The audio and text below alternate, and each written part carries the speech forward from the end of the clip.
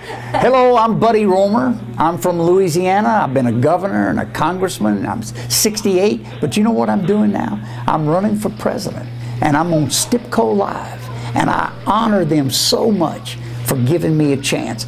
I run as a Republican. I'm a proud Republican, but I'm a prouder American. I believe in America, and I think we can build this country together. My two issues are justice and jobs. I think Washington is corrupt. The big boys own it. Let's take it back. And I think that's tied to jobs. Let's compete again. Fair trade.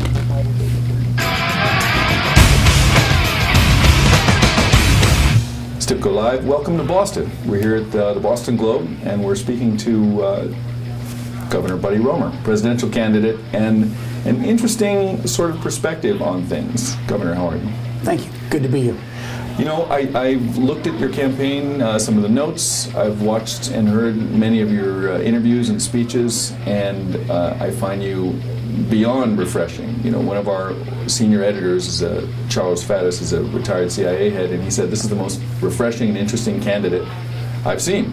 I said, well, we have to take a look at this guy, and here you are. Thank you so much. I'm glad for the chance. You know, my problem is I'm just not known. I'm not heard.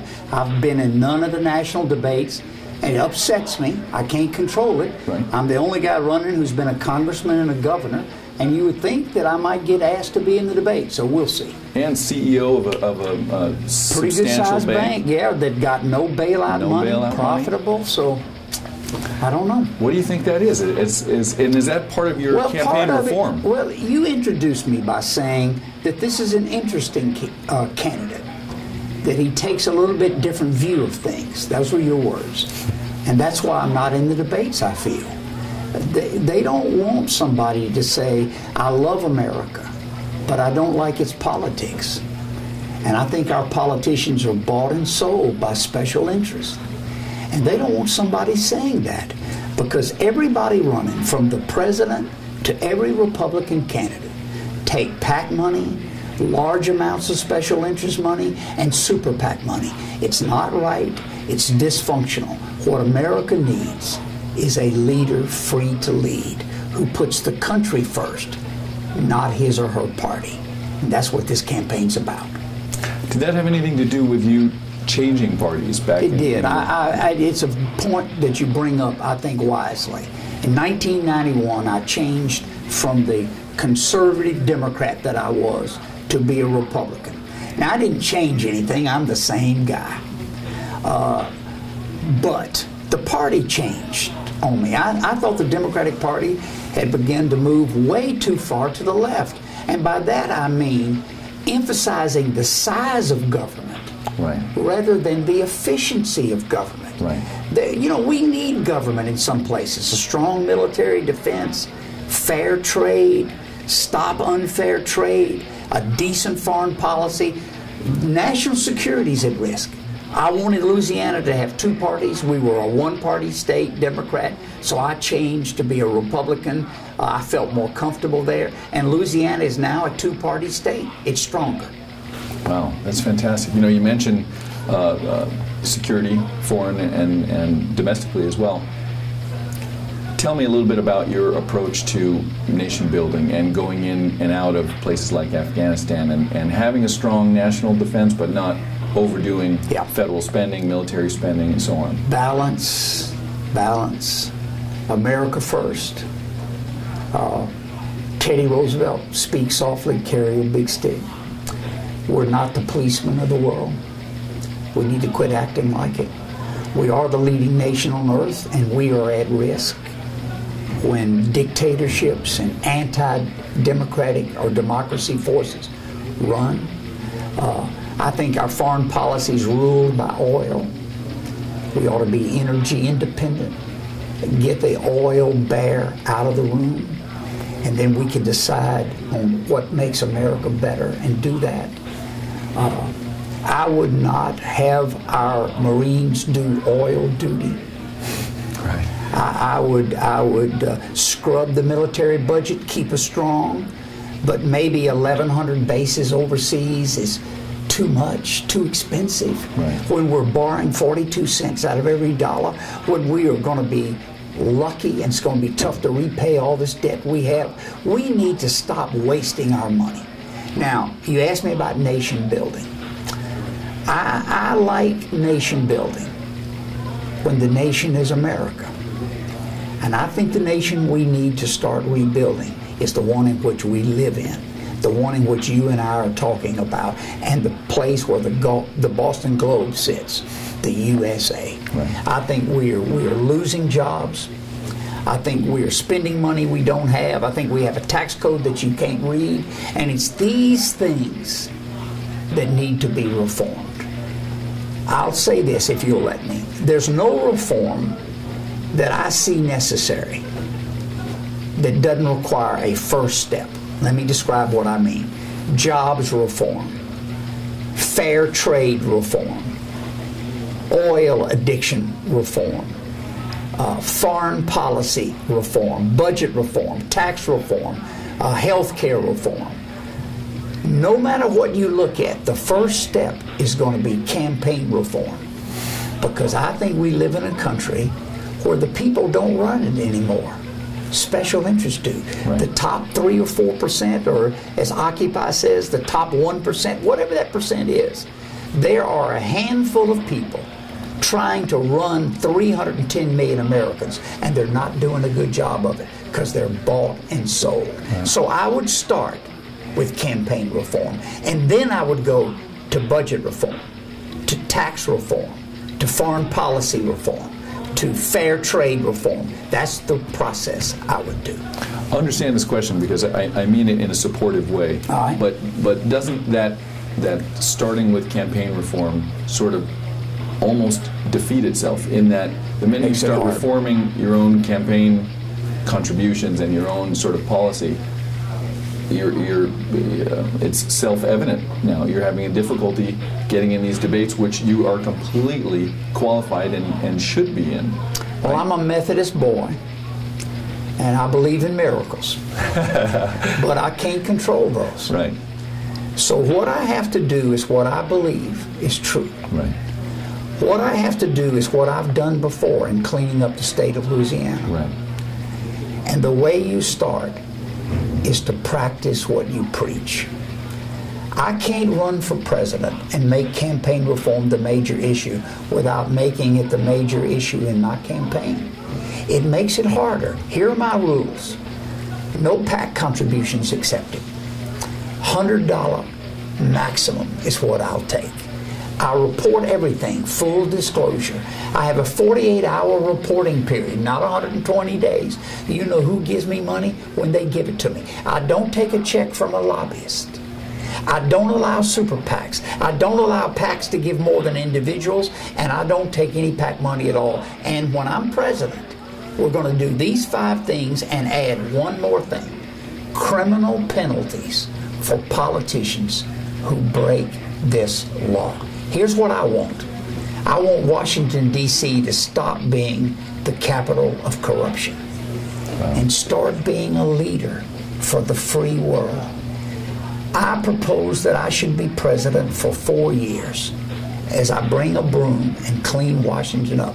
And when I do, we will have the strongest economic boom that this nation's had in 60 years. Since World War II, we will put this country in the jobs business again. But it starts with cleaning up the corrupt politics. GE was the largest corporate giver 4 years ago to the presidential campaign. They gave $4 million to one candidate and $4 million to Mr. Obama. Mr. McCain and Mr. Obama. The largest gift is from GE. Guess who the president's jobs advisor is? The president of GE. Guess who made $15 billion last year and didn't pay any taxes? GE. The system's not fair. It's against the small business person. It's against the patriot.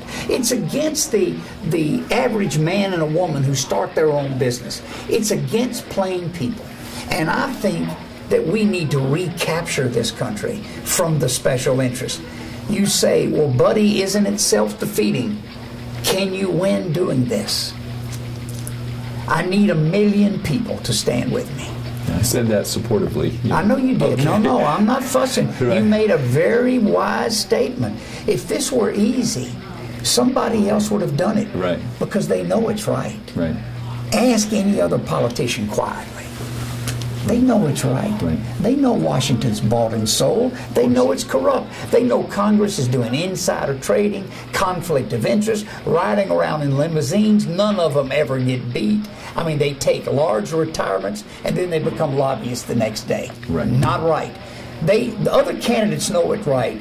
They just are not at that age in their life where they can stand up and do it. So I'm not fussing at them. I'm just pointing out that I'm the only person running who's been a governor and a congressman. And I am the only person running who says no to the special interest money. Follow me, America, and we'll clean this up. How have your favorite leaders influenced you? Who are they? Oh, so many. And how have they influenced you? John Kennedy. He said, ask not what your country can do for you, but what you can do for your country. Right. I mean, that's I wish I said that. That's where America needs to be. I mean, I wish he were here. I'd be supporting him. What's your catchphrase you think that's going to be remembered the way that one was? Oh, Lord, I don't think I have one. That's a good question. I'll have to give that some thought. You know, what I say more often than not is that I love America, but I don't like its politics. And I want a president like that. I want a president that's not in love with politics, but is in love with America. And if I can get that kind of woman or man, I would follow them to the end of the earth. This country is in decline. Jobs, debt, it's unsustainable. Unfair trade with China, it's unsustainable. No more manufacturing jobs, it's unsustainable. May I ask you a little detail about that? You Yes. said unfair trade with China. Yes. Can you define that a little more? Yes, it's when their products can come to this country freely, but our products cannot go to their country freely. What's fair about that? I mean, America, for the last 20 years, has always said free trade. Well, the biggest nations on earth who are beating us every day don't have free trade. Germany doesn't, Japan doesn't, China doesn't. Right. Here's what I want. I want fair trade. It doesn't have to be free, but China just imposed a 22% tariff on automobiles made in America. We don't impose a tariff on anything they make. I would get their attention. They can no longer have child labor and prison labor and have their products come to America. Hello? Right. I mean, if New Hampshire won't allow a manufacturing plant to use child labor and prison labor, why should we buy something from China that does that? But our tax code is set up to let GE go to China and build the plant and we pay for it. It's not right. It's not fair, and it hurts the working women and working men of America. Look, we have 1.3 million fewer jobs today than we did 14 years ago. We have 47 million more Americans and 1.3 million fewer jobs. And the reason is the big companies own the tax code and they let us give the jobs away. You know why? They make more money. Sure. They make more money. Which is a big point here. How do you combat that? I mean, traditionally, you look back at history, some of the guys on these walls behind me, they have not been able to do it. I mean, that lobbyist, that big business, that big corporation always seems to win at the end, you know? Yeah, but it's gotten worse. Yeah. You know, I don't. And now you're I shrinking don't your mind. campaign budget. You're just saying $100 tops, and That's it. I'm the quiet guy from Louisiana. Because that's the only way when I agree with win you. that I can serve. You understand my thought process. No. Most Americans don't give a penny to a presidential candidate. It's the top 1 or 2% who do. I don't want their money. Right. I'm telling the average American, look, let me give a Teddy Roosevelt speech. 100 years ago, here's what Teddy Roosevelt said. Is the Republican Party going to be the party of privilege and Wall Street? Or is it going to be the party of plain people who built a great nation? I'm asking that same question, and I'm trying to make it come true by running my campaign that way. I need 1 million people to stand with me at $100. That's $100 million. I'll win the primary. And then against Obama, I need 5 million to stand with me at $100, and that's $500 million, and we'll whip him. It can be done, but it can't be done under today's business as usual. Today, the average American doesn't give a penny. It's only the fat cats, the big guys, the big shots who give the money. I won't take their money. So I've got to return to the American people. And what that forces me to do as president is to listen and lead. Listen and lead. Not Wall Street, the American people. I'm a banker, successful. I'm real proud of what we've done. No bailout money.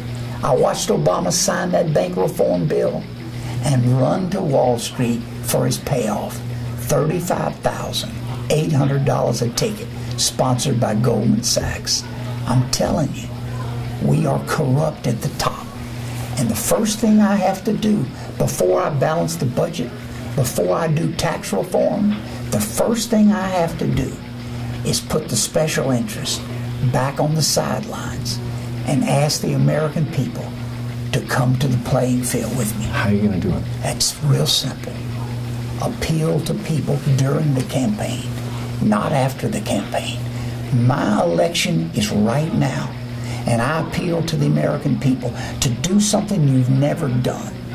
I'm asking the American people to have the guts to take a chance on reform. I'm asking the American people to not let the politicians get away with business as usual. They're all taking the money.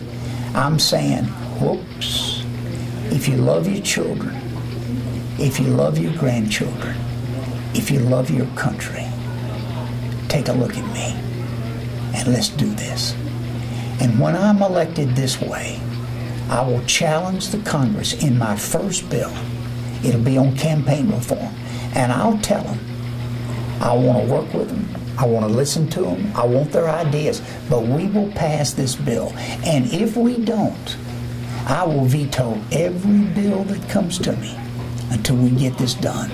And they know I mean it. I told the people in New Hampshire, I said, why don't you send Washington a message? And they said, what's that, Governor? I said, Buddy Roemer. He's got a big broom. It's the only way to do it. I've been a congressman. I understand how they work. I will honor them by name, but I will not accept second best. I will not accept business as usual. I will not accept America going downhill. I will not accept it. Where do you stand with New Hampshire, and how are they going to support you as far as your... We'll see in the next 3 or 4 weeks. The election's January 10th. I've not been on a debate, so it's hard to get my name. I noticed in the last poll... Yeah, that's got to be driving you crazy. It is, but in the last poll, I made my first move forward. Here's where I did. I went from 1% to 2%. That's it. It's a start. You beat Perry, I heard. I did beat Perry. I tied Michelle Bachmann. I tied Rick Santorum. They've been on every debate, these guys. Right. I am unknown. Right. I'm only known by 8% of the people, and 2% are voting for me. No one else can do that. Look, if we double again in the next week, and then double after that, I'm going to surprise somebody in New Hampshire. And that's all I need. I need for you to say on the air, the week after New Hampshire, Roemer surprised them. If I can say that, we'll be the talk of the nation. Not me, we, because I'm married to campaign reform. I'm married to justice and jobs, and that'll be the talk of the nation. I'll say it. I will. Absolutely. Come on, man. I've got to prove it to you, but come on, I've got a shot. Absolutely. Are you kidding me? No, you can do this. I mean, look, I'm going to do it. The race is wide open. Wide open. I looked at your... Frankly, everyone I talk to, and I have a show that airs frequently, I talk to a lot of people from all spectrums. They're all just tired of the candidates. They are. You know, everyone's got these skeletons. Everyone's drumming up these skeletons. Yeah. By the way, any skeletons coming from you? Not that I know of. I have a bad accent. I love your accent. It's endearing. I it's like fantastic. it too. But, you know, some people in New Hampshire say, where are you from, man? Right. What's I said, I'm from southern New Hampshire. Really? Baton Rouge, New Hampshire. I went to Harvard. That's a bad thing Twice. in some places. That's yeah, a good thing. I did. I don't know. I've been divorced. Your opponents, what do they say? What's their complaint? They say I'm too hard-headed. They say I'm unreasonable. How can you be hard-headed? You've switched parties. Hey, look, guys. I listen well. I'm 68. I think it's the best thing I have going for me. I'm old enough to be a big boy. I'm a grown-up. I know this nation's in trouble. I listen first, and then I move. For 1 year, I listened. And you know what I heard? Washington is corrupt. And I said, I agree. Let's go clean it up. My producer and fiance, Darlene Tejado, the beautiful woman to your left. I would much rather talk to her. I know, you and me both, no offense. But we talk about this party system all the time. We say, what is the point of the party system? I understand the political requirement at times. Yeah. But what happens is people start voting and discussing and arguing about a party instead of an issue. That's right. A party instead of a person. Yeah. You're not president of a party, you're president of a nation. That's right. And the day you get elected, you need to put your party aside. Right. You don't have to disrespect it. Let it do its thing.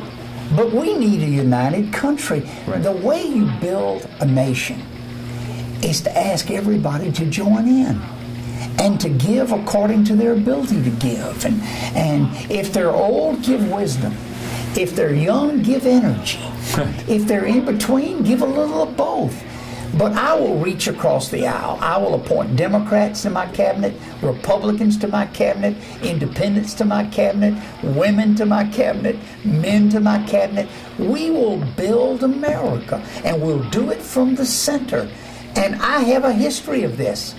I think I'm the only person running who's been in both parties. Right. 20 years a Democrat, 20 years a Republican. Right. That's a gift. You have a lot of unique That's gifts. a gift. The only bank didn't take a buyout. The only this, the only that. It's a gift. Now I heard, and I don't know if I'm supposed to bring this up or not, but I'm going to anyways. I heard you're looking at Lieberman for your VP. I've thrown out names, the likes of which Erskine Bowles from North Carolina would be a good one.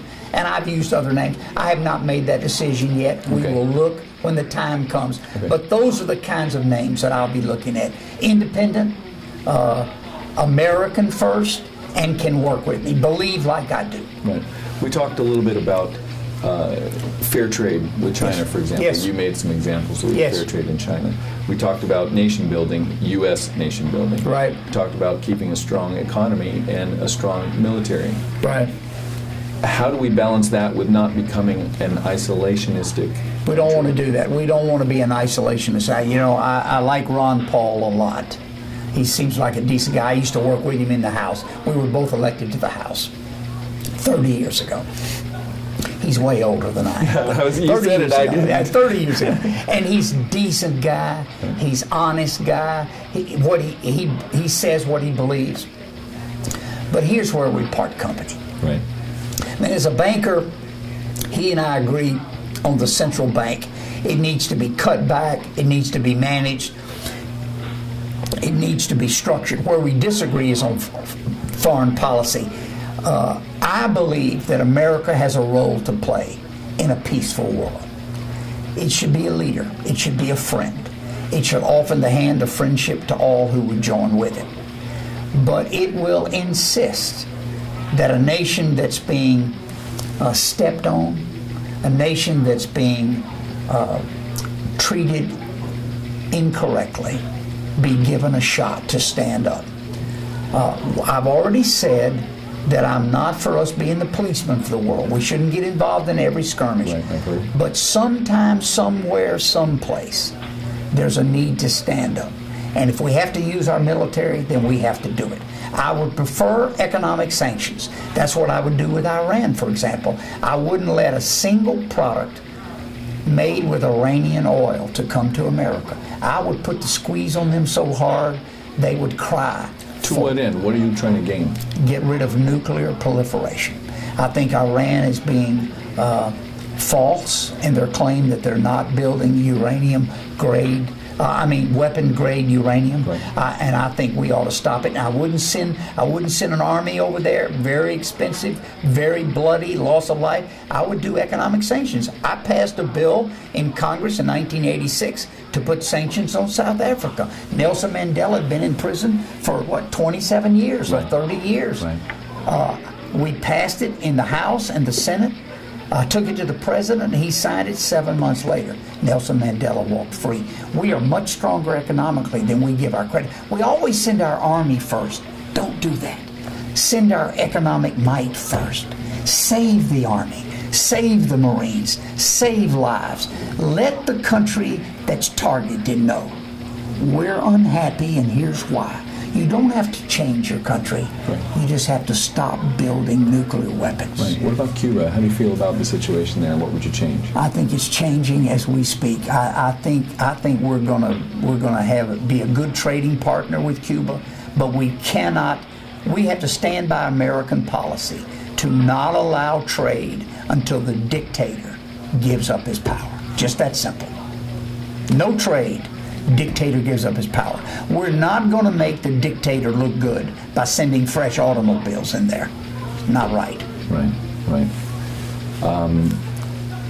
National intelligence, CIA, NSA, all the other intelligence agencies, their role, do you find you feel it's as important? Well, guess who was surprised at the death Saturday of the leader of North Korea? Our intelligence service. Well, they kept it quiet 48 hours. Yeah, well, it was announced elsewhere. Right. Before it was announced here. I wonder, was it our policy to know it and not say? Or did we not know? Isn't that a good question to ask? That's really Running for President of the United States, I want to know how good our CIA and other national security agency intelligence is. I have a growing skepticism that we're too little too late in our knowledge, and that we have not invested in real human beings over time. So a good show this weekend. I recommend it to your audience. It's called Tinker Tailor Soldier Spy. Go see it. I heard about It's this. written by John le Carre. Right. It's written about the 70s, right, when the Cold War was at its height, and espionage was everything. It's time for America to be the leading data gatherer in the world. I don't think we are now. Do you think it's a money issue right now, a budget issue, or a talent and leadership issue? I think budget is an excuse. Really? I think it's talent and leadership. It'd be interesting to see what David Petraeus does. Right. I have high regard for him. And I can't wait to be in the final 2 or 3 running for president. And that's one of the first people I'll call and get a briefing by David Petraeus on what he thinks about our intelligence agencies. I know one of the first things I'll do as president is consolidate information technology. That's never been done in our government. I know one of the second things I'll do. That's a dangerous goal. I mean, absolutely, that's it's going to rub a lot of people the wrong way. A lot of people but it with needs big to be done. pocketbooks. Oh, big pocketbooks. Yeah. You're on it. You're sharp. Yeah. The second thing I'll do is standardize software. Our software is not standardized. We use about 37 different kinds of software. Sure. It's ridiculous. The FBI and the CIA can't talk sometimes. Right. We need to consolidate IT and standardize software. We also, 42% of all federal employees will retire in the next 10 years. I would replace half of them with high tech, giving better service. That doesn't fire anybody. I just don't replace them. That saves $100 billion a year. Last couple of quick ones. All right. NASA, what would you have done with it, and what are your plans? A nation with excessive debt shrinks. Louisiana Purchase was bought from Napoleon for 11 cents an acre. He had a debt he had to pay. We stole America. Wow. France disappeared from the New World. Excessive debt. The loss of the space program is because of our excessive debt, and we couldn't afford to spend money. Shame on America. By accident, the benefits of the space program are worth its investment. By accident. And by purpose, we get to see the universe. I'm an American. We ought to be seeing the universe. I will have a John Kennedy speech. We will get back in the universe. I promise you. If I were to vote today, I would vote for Buddy Roemer. That's not a line, that's not a softball, that's not a cushy thing to say because you came out and took the time to talk to me. Every single question I asked you, you gave me the winning answer, and I'm kind of a pain in the butt when it comes to that stuff. You got off easy because you said the right things. No more interviews with you. I don't want to risk it. No. I accept, man. I appreciate it. Absolutely. Thank you so much for your time. Thank you for having me. Thank you. And particularly for having your fiancée here. You made a difference in my whole life. That's it. Everyone sits up a little straighter when she's around. Right. Any last words? Anything No, we I've can enjoyed it. Let me say again. What can I do to help get your message out there? Just get the word out as much. Give them my website if you don't mind. Fantastic website, by the way. It's BuddyRoemer.com, and it's Roemer. And remember, $100 or less. If you've never given anything to a president, how about $5 or $10? It'll make a difference. I'll spend it in New Hampshire. Fantastic. All right. Thanks. Thank you, sir. Thank you. It's been an honor. Appreciate it. It's my honor. I'm glad you asked me about the space program. No one's asked me about the space program. That's a big deal. Yeah. Excessive debt shrinks a nation. The space program disappeared. Wow. Everything that Kennedy was striving to accomplish is got cut short. Yeah. got cut short. You afraid of that? Absolutely. I remember it's harder to get back on than it is to get off. Yeah. Look, Oh, yeah. We're going to have to get back on. It's not going to be cheap. It's not going to be quick. But I'll get us back on. We'll get back on. We'll pick a target and we'll go for it. I remember when Kennedy gave the speech, man. We'll send a man to the moon and back again safely by the end of the decade. And he was shot and killed 2 years later. Right. And we still did it. Yep.